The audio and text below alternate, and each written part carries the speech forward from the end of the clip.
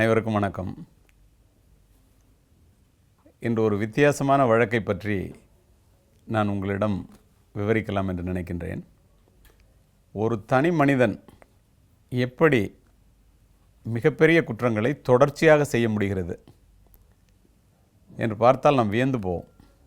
நான் கரூரில் வேலை பார்த்துட்டு இருக்கும்போது காலையில் 7 மணிக்கு ரோல் கால் நடக்கும். அதுக்காக நான் காவல் நிலையத்திற்கு போய் கொண்டிருக்கும்போது டூ வீலரில் இருந்த ஒருத்தர் என் ஜீப் அப்படின்னு கையை காமிச்சு நிறுத்தி மறிச்சார். நான் நிறுத்திட்டு என்னங்க அப்படின்னு கேட்டேன். சார், ஒரு 3 பேர் வாயிலெல்லாம் பிளாஸ்டர் ஒட்டி கை 2ஐயும் பின்னால் கட்டி கால் 2ஐயும் பின்னால் கட்டி இந்த கையையும் காலையும் பின்னாடி கட்டி அப்படியே உருண்டு முட்டி போட்ட மாதிரி கிடக்குறாங்க சார். நானும் என்னுடைய நண்பனும் அங்கே வரும்போது ஏதோ ஒரு சத்தம் கேட்டுச்சு, டிஸ்டர்பன்ஸ் அந்த இடத்துல, ஒரே கருவக்காடு மாதிரி இருக்குது. கரூரில் பார்த்திங்கன்னா கோயம்புத்தூர் ரோடும் ஈரோடு ரோடும் ஒரு இடத்துல பிரியும். அந்த பெரிய இடத்துல கரூர் வைஸ பேங்க்கெல்லாம் இருக்கும். அதில் அந்த ஈரோடு ரோட்டிலேருந்து ஒரு 2 கிலோமீட்டர் தள்ளி நாங்கள் கிராமம் சார். அங்கேருந்து வரும்போது இந்த மாதிரி ஒரு முனகிற சத்தம் கேட்டுச்சு. ஏதோ டிஸ்டர்பாக இருக்கேன்னு சொல்லி விடிய கிளம்புறேன். அதனால் ஒரு 5:30 மணி 6 மணிக்கு நான் போய் பார்த்தோம் சார். இந்த மாதிரி கட்டி கிடக்குறாங்க. அதனால் அவுத்து விட்டிங்களான்னு கேட்டேன். நான் வாயில் இருக்கிற பிளாஸ்டரை மட்டும் எடுத்தோம் சார். ஏன்னா அவங்க ஒருத்தராலையும் அந்த பிளாஸ்டர் அவங்க கையை எடுக்க முடியாது. ஆனால் அந்த கட்டை அவுக்கிறதுக்கு எவ்வளோ ட்ரை பண்ணி பார்த்தோம். 2 பேரும் எங்களால் அவுக்க முடியல. அந்த தாம்பு கயிறுன்னு சொல்லுவாங்க, அதை போட்டு கட்டியிருக்கேன். ஆனாக்கா கத்தி எடுத்துகிட்டு நம்ம அறுக்கலான்னு சொல்லிவிட்டு என் நண்பனை அங்கேயே விட்டுட்டு நான் கத்தி வாங்குறதுக்காக வந்தேன் சார். நடுப்புறம் உங்களை பார்த்தோன்னே அவங்களெல்லாம் அவுத்து விட்டு போலீஸ் ஸ்டேஷனுக்கு அழைச்சிட்டு வரலான்னு நினச்சேன். ஜீப்பை பார்த்தோன்னே நிறுத்திட்டேன் சார். அப்படியே அந்த பையனை பின்னாடி வாங்கன்னு சொல்லிவிட்டு அந்த இடத்துக்கு திரும்பி நானும் என்னுடைய டிரைவர் மட்டும்தான் வண்டியில் இருந்தோம். நேராக போனோம். அங்கே போய் பார்த்தா அப்படியே பின்னாடி கையையும் காலையும் கட்டி 3 பேர் அப்படியே குப்புற கிடக்குறான். பெரிய பெரிய ஆட்கள். உடனே கத்தியால் எல்லாத்தையும் அறுத்து விட்டுட்டு அவுக்கவே முடியல. என்ன நடந்துச்சு அப்படின்னு கேட்டேன். ஒருத்தர் சார், தீபாவளி நேரம் நான் கடை ஓப்பன் பண்ணுறதுக்காக போகிறேன் சார். இன்றைக்கி எல்லாத்துக்கும் போனஸ் கொடுக்கணும். ஒரு 27,000 ரூபா பணம் வச்சுருந்தேன் சார். கையில் வாட்சு செயின் எல்லாம் போட்டிருந்தேன் சார். எல்லாத்தையும் பிடிங்கிட்டு விட்டான் சார். அதே மாதிரி இன்னொரு ஆள் நான் காய்கறி வாங்குறதுக்காக உழவர் சந்தைக்கு போகிறேன் சார். அப்படி போகும்போது என்னை பிடிச்சி கட்டிட்டான் சார்.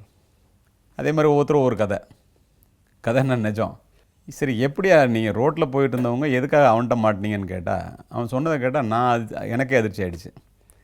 மோட்டர் சைக்கிள் வந்துக்கிட்டு இருக்கும்போது திடீர்னு ரோட்டில் ஒரு பெரிய கயிறு குறுக்க எங்கேருந்து வந்துச்சு, எப்படி வந்துச்சுன்னு தெரில சார். நேராக போய் அந்த கயிறில் மாட்டினோம் சார். மாட்டினோன்னா ஒரு இழுப்பு இழுத்தான் சார். பொத்துன்னு கீழே விழுந்துட்டோம். பைக் ஒரு பக்கம், நாங்கள் ஒரு பக்கம். அங்கே பாருங்கள் காலெல்லாம் செரஞ்சு போச்சுன்னு காமிச்சான். ஒவ்வொருத்தரும் இது மாதிரி பைக்கில் வரும்போது விடிய கிளம்புற நேரத்தில் 5லேருந்து 5:30 மணிக்குள்ளே அன்எக்ஸ்பெக்டடாக திடீர்னு ஒரு கயிறு குறுக்க வந்தால் எப்படி இருக்கும்? தடுமாறிடுவோம் இல்லையா? ஒன்று பிரேக் அடித்து ஸ்கிட்டாகி கீழே விழுவோம், அல்லது கயிற்றில் மாட்டி கீழே விழுவோம். கீழே விழுந்த உடனே யாரோ ஒருத்தன் மரக்கட்டையை வச்சு ஓங்கி அடிச்சிட்டான் சார் தலையில். அப்புறம் இழுத்துக்கிட்டே போனான் சார். தலையில் அடித்ததில் கொஞ்சம் நேரம் பொறிகலங்கி போன மாதிரி ஆகிப்போச்சு.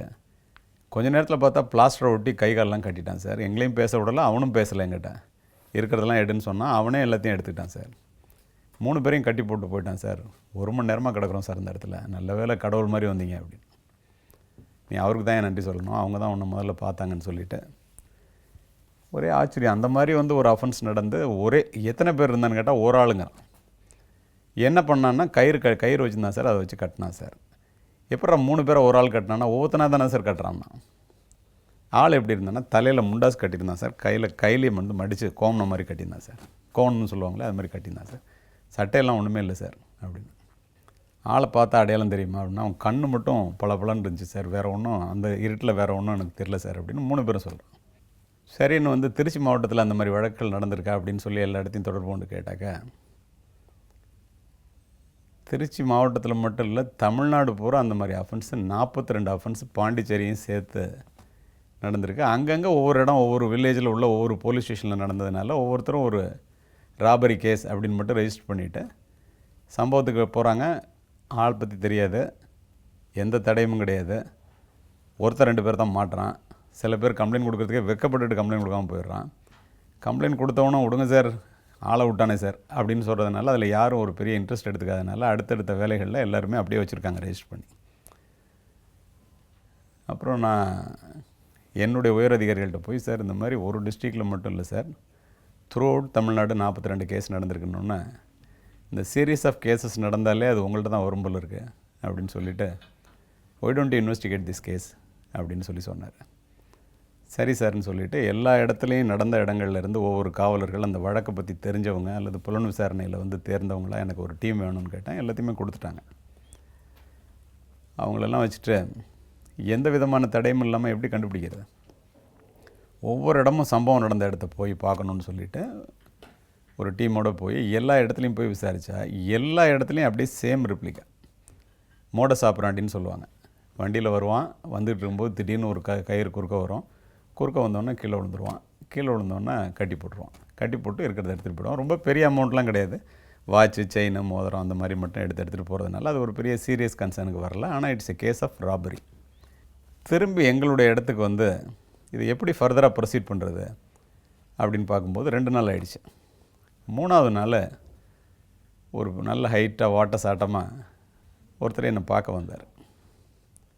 வந்தோடனே நீங்கள் யார் அப்படின்னு கேட்டேன். சார் உங்கள்கிட்ட தனியாக பேசணும் அப்படின்னாரு. வாங்கன்னு சொல்லி என்னுடைய ரூமில் அழைச்சிட்டு போய் உட்காந்துட்டு என்னன்னு கேட்டேன். நான் பக்கத்து டிஸ்ட்ரிக்டில் உள்ள சப் இன்ஸ்பெக்டர் சார்னார். சப் இன்ஸ்பெக்டர் என்ன விஷயம் அப்படின்னா, சார் இந்த கேஸ் இந்த மாதிரி ஒரு கேஸ் நீங்கள் இன்வெஸ்டிகேட் பண்ணுறீங்களா அப்படின்னாரு. ஆமாண்ணே. சார் என்னுடைய மாமனார் வீடு வந்து இங்கே இருக்கு. நான் தலை தீபாவளிக்காக 4 நாளைக்கு முன்னாடி வந்தேன். நீங்கள் இப்போ இன்வெஸ்டிகேட் பண்ணுற கேஸ் வந்து ஈரோடு ரோட்டில், நான் கோயம்புத்தூர் ரோட்டில் பைக்கில் வந்தேன். என்னையே கட்டிட்டான் சார். உன்னையாடா அப்படின்னு கேட்டேன் நான். ஆமாம் சார், வெளியில் சொன்னால் வைக்கேன் சார். மாமனார் வீட்டுக்கு வர வந்திருக்கேன் சார். நான் போலீஸ் ஆஃபீஸர் சார். ஐயாங்கிறதுனால நான் சொல்ல வந்தேன் சார்.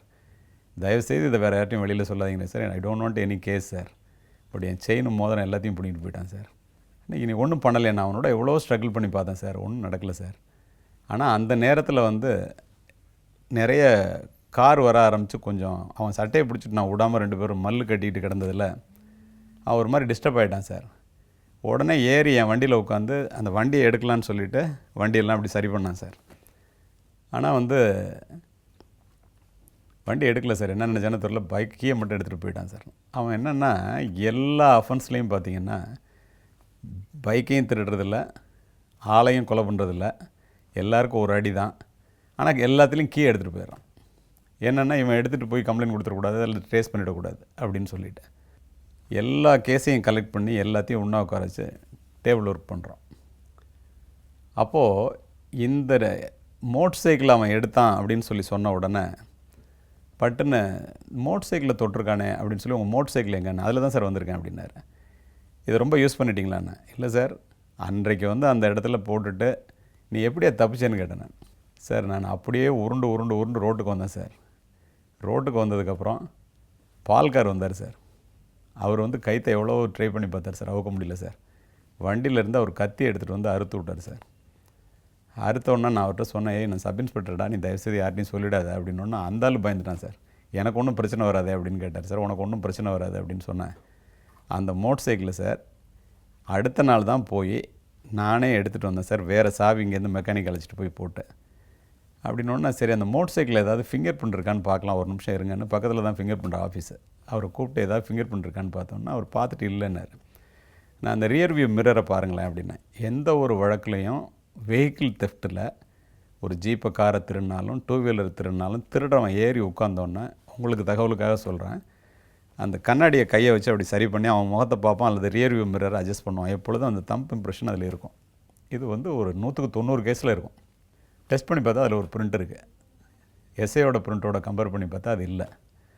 ஆகா, ஒரு நல்ல ஒரு வாய்ப்பு கிடச்சிருக்கு, வேறு யாரும் அதை தொடலை அப்படின்னு சொன்னோன்னா சரி இந்த வழக்கை ப்ரொசீட் பண்ணுறதுக்கு ஒரு சான்ஸ் இருக்கிற மாதிரி தெரியுது அப்படின்னு அன்றைய விசாரணையை அதோடு முடித்தோம். இந்த விசாரணையை நாளை மீண்டும் தொடரலாம். நன்றி, வணக்கம்.